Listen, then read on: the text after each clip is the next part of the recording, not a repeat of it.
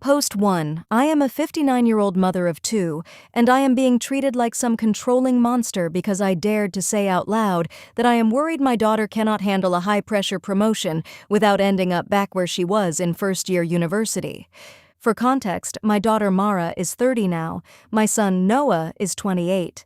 On paper, if you met Mara today, you would think she is the success story. Good job in the city, nice apartment with her partner, fancy insurance company work with charts and numbers I do not pretend to understand. What nobody sees is how close we came to losing her when she was younger, and how much of my life has gone into keeping her upright. Mara was never an easy child. From the time she was a toddler, she was extreme, loud, sensitive, rigid. If a shirt tag scratched her, she screamed. If we changed plans, she had a full meltdown. In school, she was the one crying in the cloakroom because someone sat in her seat. Teachers would call and say she was bright but struggled with transitions, had difficulty with group work, became overwhelmed under pressure. Fancy words for this kid can explode without warning. The school kept trying to give it a label. Maybe she's on the spectrum. Maybe she has ADHD. We should do an assessment. Let's set up an IEP. Every meeting was another suggestion to put her on a special plan, in a smaller group, with a diagnosis attached to her name forever. In a small town, that follows you. Kids stop inviting them because they're different. Teachers lower expectations, and your child becomes the one with the IEP instead of herself.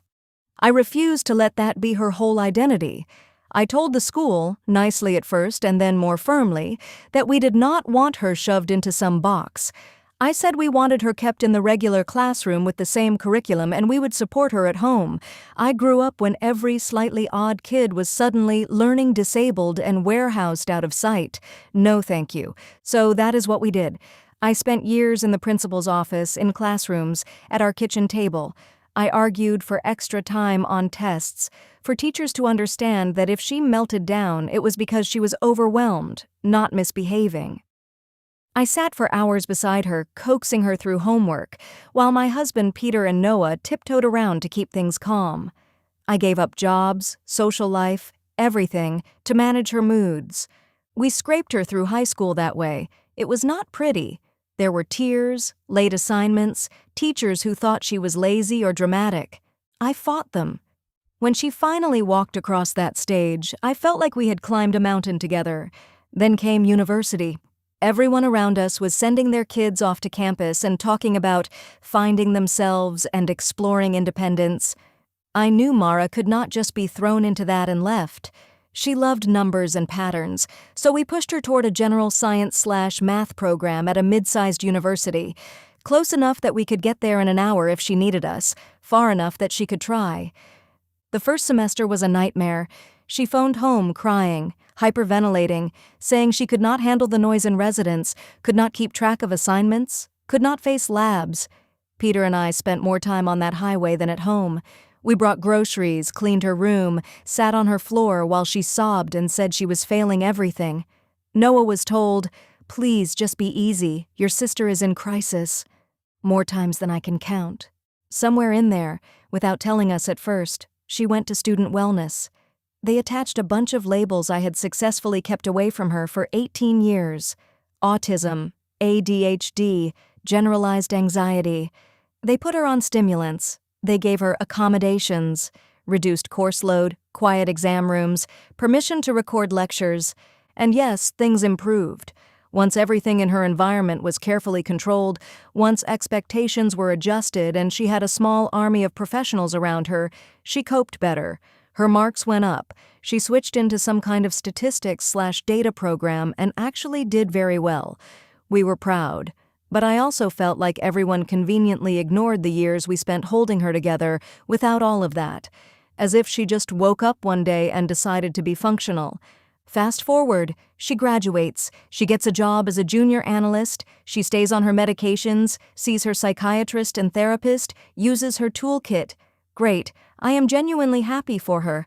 I still worry every time she sounds tired, but that is normal for a mother who has seen what I have seen. Now, after about a decade of relative stability, she has been offered a promotion, not just a small raise, something big. Leading a team, managing projects, more responsibility, in an office culture that loves high performers and hustle. All the words that make my stomach knot, because I remember what stress does to her. She came over for dinner to announce it. Me, Peter, Noah, her and her partner Sam. She was glowing, talking fast, hands moving, like she does when she is keyed up. "I've been offered senior analyst," she said. "I'd be overseeing a small team. Same kind of work, but at a higher level. My manager thinks I'm ready." Noah said, "That's awesome." Peter said, "That's a big step, honey." I said the thing everyone is mad at me for. "Are you sure that's a good idea?" The whole table went quiet. I tried to explain. "You remember what you were like first year," I said. "How overwhelmed you got when everything piled on. This sounds like that, but at work. We barely survived that once. I don't know if I can watch you go through it again." She stiffened. "Mom, that was before I was diagnosed and treated," she said. "This is not the same situation." I said, "Your brain is still your brain. Diagnosis or not, stress hits you harder than other people. I can hear it. You're talking faster. You're not sleeping properly, are you? You didn't reply to my text until midnight last night." Sam said, gently but firmly, "She replied at midnight because we were watching a movie and she forgot her phone upstairs. She's allowed to be excited." Peter tried to soothe it. "We're just worried, kiddo. We don't want to see you back where you were." Mara's face shut down in that flat way I recognize all too well. She said, "You mean back when I was begging for help and everyone told me to try harder? Back when teachers wanted an IEP and you refused? Back when I had undiagnosed autism and ADHD and you were more afraid of labels than you were of me failing out?" I was stunned. "We fought for you," I said. "We were in that school 3 times a month. We drove you to every appointment. We kept you out of those little special rooms and with your peers." She said, "You kept me out of support because you didn't like how it looked. I got better when I finally bypassed you and went to a psychiatrist. I have been stable for 10 years. I have a treatment plan, accommodations, a life. You are still acting like I'm about to smash on the floor if anything changes." Noah, my reasonable one, said, "We're just concerned. We don't want a repeat of first semester. It's not about controlling you. It's about love." Mara looked at all of us like we were strangers. She said, "You like me better as a crisis. You all do. When I was falling apart, you gotta be the heroes. Now I'm okay and suddenly I'm overreaching if I take a job my boss thinks I can do?" Then she left. Barely said goodbye. Since then, she has cooled off contact, and I hear through Noah that she has accepted the promotion anyway. From where I sit, as the person who carried the weight of her illness when everyone else was still a kid or a bystander, it feels like I am being punished for having a long memory. I am not trying to drag her down. I am trying to make sure we do not all end up back in the chaos that nearly broke her and us the first time.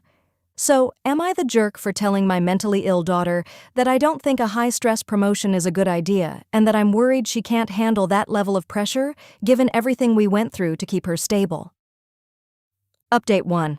I did not expect so many people to read what I wrote and immediately jump to, "You sabotaged your child," but that seems to be the consensus from half the responses.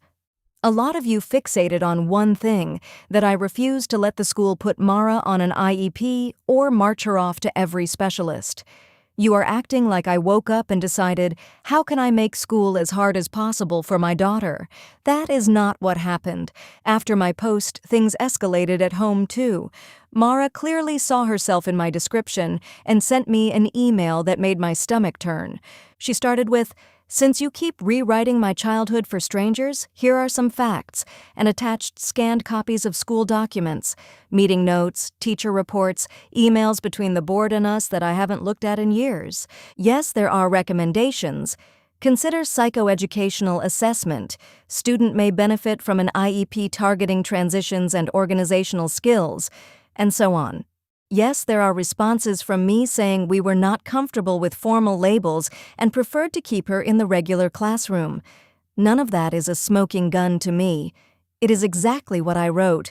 I did not want her stuck with special needs stamped on her forehead. People keep saying, IEPs are not a punishment, they are support. Maybe that is how they work where you live. Where we were, kids with IEPs got pulled out of class, sat in dingy back rooms, and were given modified work everyone knew was watered down. The kids all knew who was in the slow room. Forgive me for not lining my daughter up for that. I replied to the school with what I thought was a reasonable compromise. Keep her in the main classroom on the same curriculum, but be flexible when she hits a wall. Give her extra time. Let her step out when she's overwhelmed. Talk to us before you start throwing jargon around. That is the context of those messages people now want to read as proof of neglect. Mara's email framed those same decisions as me, blocking every avenue of support. She wrote, "You didn't fight for me. You fought the people trying to help until I nearly failed out." She says she requested those records for therapy and that reading them was when she realized how much damage you did. For everyone saying, "But the doctor recommended a specialist," yes, he did. Our family doctor mentioned a developmental pediatrician who would test for autism or ADHD, likely followed by medication, therapy, school accommodations. I asked whether any of that would change who she was, or just give her a file that said disordered. He said it would give us language. I already had language: sensitive, bright, overwhelmed. I did not need disorder stamped on top, so we tried to do it ourselves. Were there nights where that meant me crying over homework with her at midnight? Yes. Mornings where Noah tiptoed because the slightest noise would set her off? Yes. Teachers who were unkind and made her feel broken anyway? Absolutely. But at least she was there, in the same classrooms, not parked in some resource room where expectations were permanently lowered. What hurts is that she now talks like we sat on our hands. She wrote, "You didn't carry me through school. You dragged me through without the tools that would have made it manageable, because you were more afraid of being the mother of an autistic kid than you were of me failing." That is not how it felt from my side. I was terrified of two things at once: losing her to a system that would chew her up as a diagnosis, and losing her to the chaos in her own head. I picked what felt like the lesser danger and threw myself at it. Imperfectly, yes, but not casually. What I heard, looking back now, is that it was not as simple as people online are making it. Do I wish, in hindsight, that we had at least done one proper assessment earlier? If it would have spared her some suffering, of course. But I am not going to pretend that declining an IEP in grade 3 is equivalent to ensuring your child will have a breakdown at 18. The part none of you seem willing to grapple with is that even now, with all the diagnosis and meds, she still has limits. She still spirals under stress if she does not manage herself carefully. She has told us that herself. She still needs quiet, routine, things just so. That is fine. I am glad she has language for it now. But pretending she is exactly like any other worker in a high-pressure corporate environment is setting her up. That is what my concern about the promotion is rooted in, not in some desire to drag her back into dependence. Frankly, her living an hour away and earning more than I ever did is not convenient for me. If I wanted her chained to my side, I would have told her to stay home. Noah is caught in the middle. He tells me he understands why I am scared, but also why she is angry. He has started using words like boundaries and autonomy and "it's her life," which I know come from conversations with her and her therapist. What people in the comments keep calling control is, from my side, refusing to lie to myself. I have seen what happens when Mara is pushed too far. I have sat on the other side of her bedroom door, listening to her whisper that she can't do it, that everything is too much. I have driven home from campus with my hands clawed into the steering wheel, convinced that one wrong sentence from me could send her over the edge. So no, I am not going to clap and say, "You go, girl, lean in and hustle," when she tells me she is about to step into a job everyone admits will increase her stress. I am not going to pretend years of experience do not exist because a psychiatrist who sees her for 10 minutes every few months says she will be fine. People are telling me, you have to back off or you'll lose her. Maybe they are right. Maybe the price of keeping your child is signing an invisible agreement that you will never say I'm worried again. But if something does go wrong, if she crashes hard and ends up back in a dark place, all of you will not be sitting in the kitchen with her. I will, and I am not going to stop weighing that when I give my opinion, no matter how many strangers decide it makes me the bad guy. Update 2. A lot of people said, if you're so worried, talk to her psychiatrist, not to her. Respect her treatment team. Stop trying to manage her yourself. Well, I tried that. And according to everyone involved, that was also unforgivable. After Mara sent the email with the school documents, things between us went cold. She didn't block me, but she stopped picking up the phone. Texts got shorter. Where I used to get 10-minute voice notes about her day, I was now getting busy, will call later, and then nothing. When she did respond at length, it was to draw a line. From now on, anything about my mental health needs to be discussed with me, not around me. You don't get to hold committee meetings about my brain anymore. At the same time, she kept mentioning my psychiatrist as the authority. My psychiatrist thinks this promotion is fine. My psychiatrist has no concerns. My psychiatrist understands my limits. Everyone in the comments was also chanting, trust her professionals, not your anxiety. So I thought, fine, if I am not allowed to voice my worries directly, maybe I can at least make sure her doctor has the full picture. That seemed like the responsible middle ground choice. I went digging through my paperwork. I keep everything. In one of the folders from years ago, when she moved from student services to a community psychiatrist, there it was. His name, the clinic, the phone number.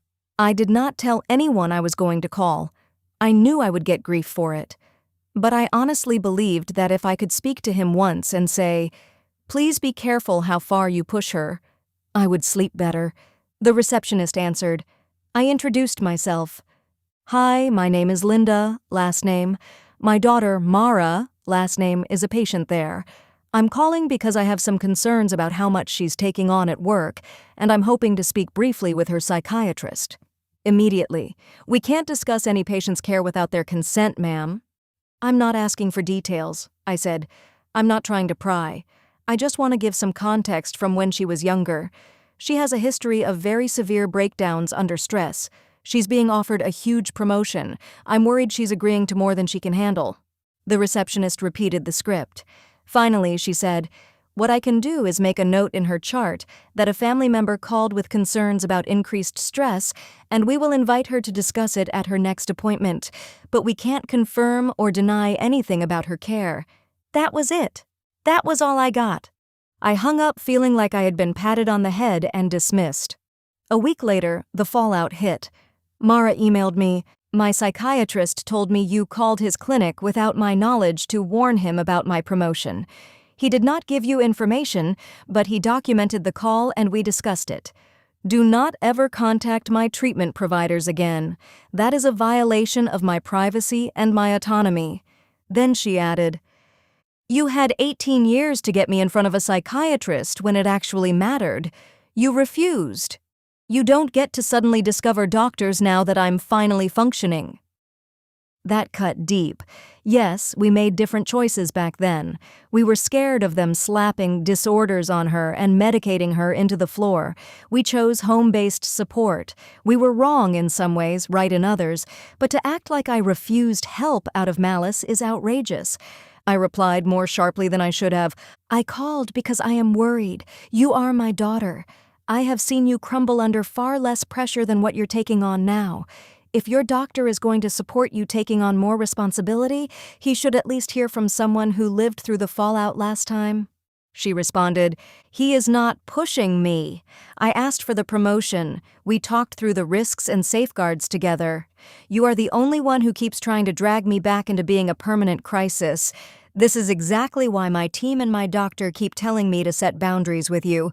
From her side, my attempt to be responsible became another data point in a file labeled Reasons to Set Boundaries.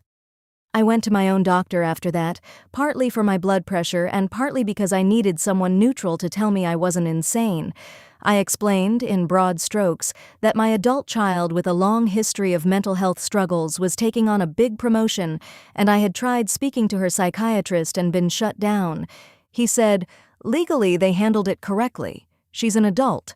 They can't involve you unless she consents." He added, "Sometimes that means accepting a level of risk they are comfortable with, even if their family isn't." In other words, the risk that keeps me awake doesn't count. Since then, every time I try to talk to Mara about this, I get the same line. My psychiatrist is aware. My therapist is aware. My partner is aware. You are the only one who doesn't trust me to know my limits. Do I regret picking up the phone and calling that clinic? Honestly, no. What I regret is that using the proper channel just gave Mara and her psychiatrist more ammunition to push me out. It confirmed their narrative of me as overbearing instead of concerned.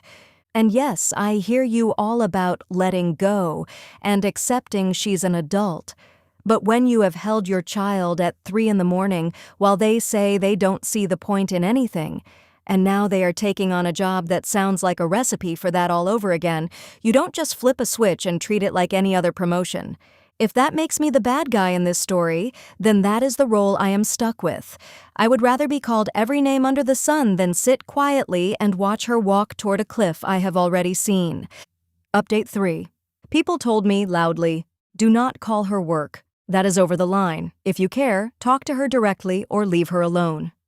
Here is the problem. I did try to talk to her directly. She either kept me at arm's length or repeated her psychiatrist back at me. My doctor is aware of my limits. HR already knows my accommodations.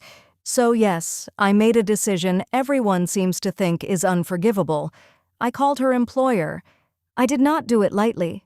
I sat at the kitchen table with my laptop open on her company's website, reading buzzwords about fast-paced environment, tight deadlines, high-impact projects. All I could see underneath was, "This will eat her alive if nobody is watching." I told Peter what I was thinking. He said, "Don't. It'll just make her angry." I told Noah. He said, "Mom, HR will think you're interfering. Let her handle it." That was the moment I realized I was completely alone in this, so I did what I have always done. I took responsibility. I found the main number and asked for human resources. I introduced myself calmly. "Hello, my name is Linda, last name. My daughter, Mara, last name, works for you as an analyst. I am calling because I am concerned about her mental health and the amount of pressure she is under, especially with a new promotion being discussed." The HR woman went straight to the privacy script. "We can't discuss employees with you." I said, "I am not asking you to divulge her salary.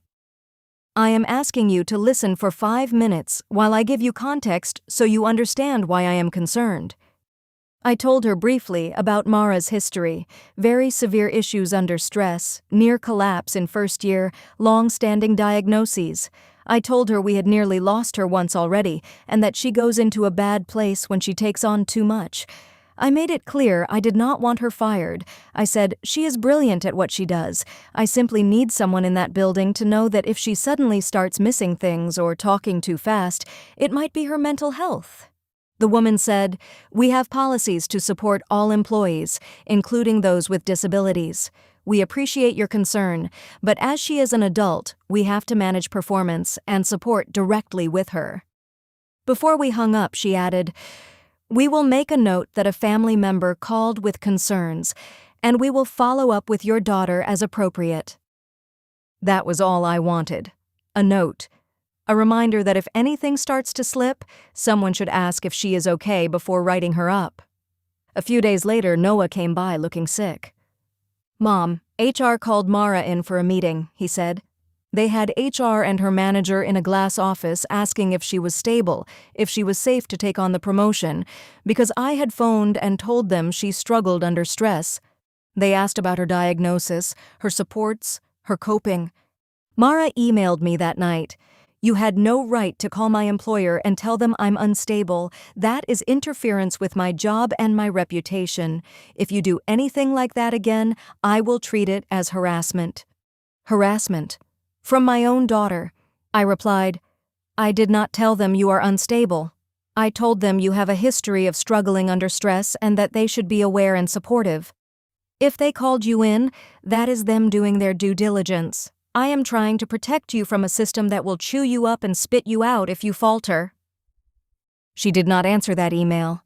Instead, I got a brown envelope 2 days later. It was from a downtown law firm. The name Nina, last name, was on the letterhead.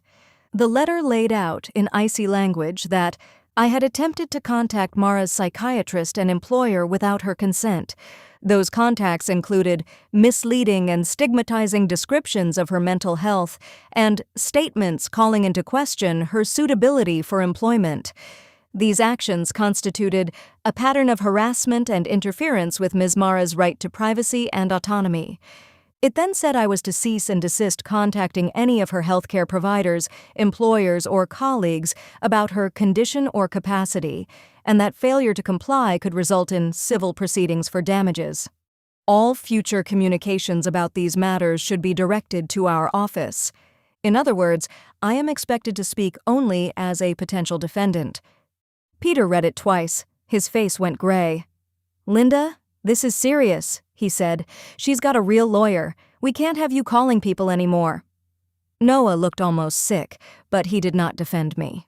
I asked, so if I think my own daughter is in danger, I'm supposed to sit on my hands because some lawyer sent a template letter? He said, Mom, you called her doctor and her HR. Can you not see how that looks? It looks, from where I stand, like a mother trying to make sure the people who control her workload understand she has limits. Mara sent a separate email attaching a copy of the letter. This is not a game. My job and my medical relationships are not your business. If you contact them again, Nina will not just send paper. Do not call any professional in my life without my written consent. This is your last warning. Last warning. From my child. I have not called the doctor again. I have not called HR again. I am not stupid. I can read a threat. But I am not going to pretend that stepping back feels noble or healing. It feels like everyone decided my experience is inconvenient, so it is easier to send me a cease and desist than to admit that maybe, just maybe, I have reasons for being afraid that no one else wants to carry. Update 4. Everyone kept saying, if you're worried, call her. If she doesn't answer and you genuinely think she's in danger, call for a wellness check, but don't abuse it. I would love to know what exactly people think I did differently from that, because that is almost exactly what happened. After Nina's first letter, Mara switched from avoiding me to managing me. No more casual calls, no more, can I run something by you? Instead, I got carefully worded emails about logistics. Please send any tax documents to this address. Please direct health updates about Grandma to my email. I am not available for phone calls this week. I will respond to urgent matters as I'm able.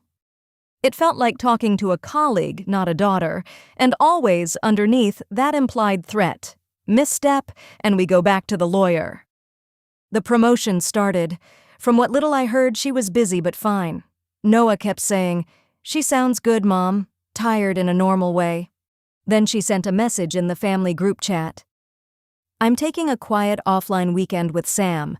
We're turning phones on Do Not Disturb. If there's an actual emergency, text Sam and he'll check in the evenings. On the surface, fine. People take digital detox weekends all the time. But if you have lived with Mara as long as I have, you know what going quiet can mean. When she is slipping, she shuts down communication. She does not answer texts. She avoids calls. She isolates. That is what it looked like when she was heading for a breakdown at 18. And now she wanted to deliberately go offline for 3 days in the middle of taking on a huge new responsibility. I tried to ignore the knot in my stomach. Friday passed. I told myself she was fine. Saturday passed. I sent a quick text anyway. Hope you're having a nice time. Love you. No reply. I texted Sam. Just checking in. Everything okay? No reply. By Sunday afternoon, the knot was a stone. I checked the chat. Still nothing. I called Mara's phone. Straight to voicemail. I tried Sam's. Voicemail full. All I could see in my head was that residence room. Unanswered messages. her shutting everyone out. Noah came over and told me to breathe. She told us she'd be offline, he said. They could be hiking. They could be napping. You cannot jump to the worst case every time she doesn't answer you for a few hours. Maybe he can't. I can. I tried calling again. Nothing. I tried Sam again. Nothing. And I thought, if something terrible has happened and I do not act, I will never forgive myself. Everyone will say, you knew her history and you did nothing. So I called 911. I did not scream. I spoke clearly. I'm calling about my daughter, Mara, last name, I said. She has a history of serious mental health issues. She lives at address. She told us she was going offline this weekend, but she and her partner are not answering any calls or messages, and I'm afraid she may be in crisis. They asked her age, diagnoses, prior attempts, when I last spoke with her. I answered honestly. I said no, she had not made explicit threats, but in the past when she shut down like this, she was very unwell. I said I could not shake the feeling something was wrong. The dispatcher said they would send officers to conduct a welfare check. When I hung up, I finally felt like I had done something concrete. If she was fine, they would see that and wish me a good day. If she was not, they would get her somewhere safe. Noah looked horrified. Mom, you called the police, he said. They're doing a welfare check, I said. If everything is fine, she'll be annoyed. I can live with that. I cannot live with wondering why I didn't pick up the phone. We heard nothing. Eventually, my phone buzzed. It was Mara. You sent police to my door for not answering my phone. They insisted I go to the hospital voluntarily or they'd drag me there. I have been sitting in emergency all day trying to convince strangers that I am not a danger to myself. This is beyond anything I can tolerate. That was the first time I felt a flicker of doubt, not about the check itself, but about how utterly uninterested she was in why I did it. It was all about what it cost her, nothing about what it would have cost if I had been right. I replied, I was terrified. You weren't answering. Neither was Sam. I told them your history. They agreed it was serious enough to check. If you are fine, then thank goodness. Better a wasted trip than a tragedy. She did not respond. A few hours later, a doctor from the hospital called. Calm voice. He said, your daughter asked me to inform you she has been assessed and is being discharged home. She is not at imminent risk of harm to herself or others. I said, so you're just letting her walk out like nothing happened, after everything I told the dispatcher? He said, we performed our assessment. She is stable. She has outpatient providers. We have encouraged her to continue follow-up with them. In other words, whatever picture I painted, their professional conclusion was that she did not belong there. He added, almost as an afterthought, she also has legal representation present. Any further communication about her care will likely need to go through that channel. Of course, it was Nina. A week later, another letter arrived from Nina's office. An addendum to the first one. It referenced the unnecessary involvement of emergency services based on exaggerated concern and used phrases like abuse of process and future incidents may trigger immediate legal action. So now, not only am I forbidden from talking to her doctors or her employer, I am also effectively barred from calling for help if I believe she is in danger, unless I want to risk being dragged into court. Do I see that a wellness check is invasive and frightening? Of course. I know it is humiliating having officers knock on your door in front of neighbors. I know hospitals are awful places to spend a Sunday. I know she is angry. But I also know there is a version of this story where I sat on my hands, told myself to respect boundaries, and then got a call from that same hospital telling me it was too late. And I promise you this. The internet would not be there to comfort me if that happened. So yes, I called. And yes, I would rather live in a world where she is furious with me and alive than one where she is gone and everyone tells me, at least you respected her autonomy. That final update, 3 years later. It has been just over 3 years since the offline weekend when I called 911. The police went to Mara's condo, and she spent the day in emergency convincing strangers she was not a danger to herself. That was the last time I took direct action about her mental health.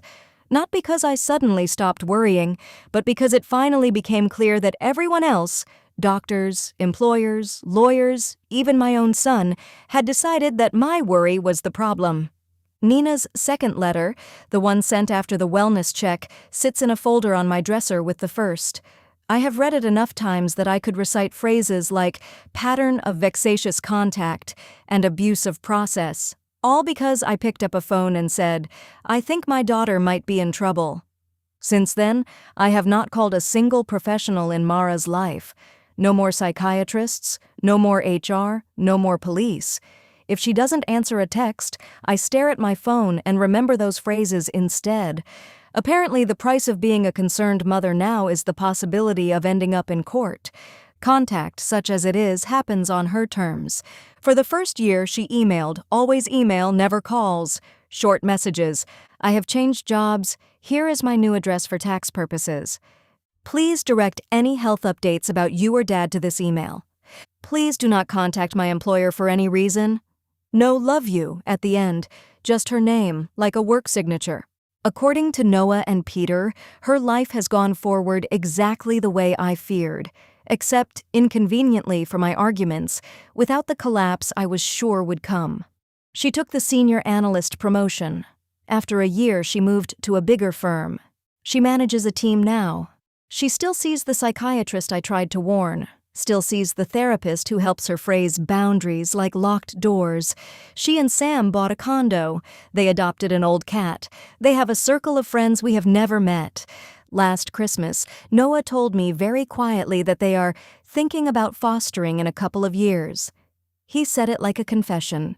I sat there, stunned, realizing that if that happens, my daughter will be trusted with other people's children before I am trusted with her. Peter goes into the city every few weeks to see her, just him. He has lunch with them, sometimes helps with repairs, sometimes they just walk. He has learned that mentioning my name beyond the lightest terms makes her withdraw, so he keeps our visits separate. When he comes home, he tells me, she's doing well. She says hi. That is all I get. Noah still comes by the house. He helps with the roof, the utilities, the things Peter can't manage as easily anymore. He is kinder than I deserve some days, but I can tell that in his head, he has shifted. He used to say, we went through so much with her. Now he says, you and I remember things differently, and Mom, she's allowed to live a life you don't approve of. It is a strange kind of grief, losing the story as much as the person. People online kept saying, you need therapy. I finally went, a few months after the wellness check. I walked into a clinic and told a woman with a notebook, my daughter has cut me out of her life and I don't understand why I'm being punished for caring. I went 3 times. The therapist asked questions I was not prepared for, not about Mara's diagnoses but about mine.